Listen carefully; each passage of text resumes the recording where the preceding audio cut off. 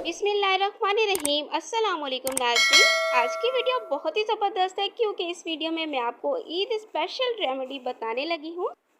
जी हाँ, तो इस वीडियो में मैं आपसे शेयर करूँगी पंजाबी गरम मसाला बनाने का बहुत ही ज़बरदस्त घरेलू तरीका।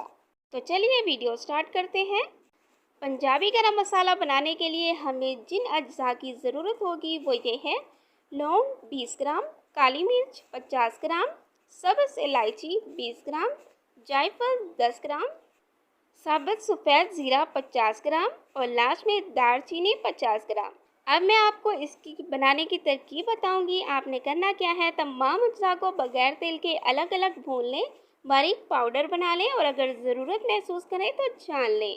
और इसके बाद आपने क्या करना है, एयर टाइट जार में महफूज कर लेना है और जब ज़रूरत पड़े इस्तेमाल कर लेना है।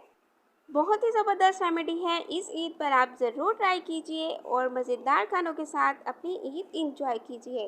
Thanks for watching. Please subscribe my channel health clinic.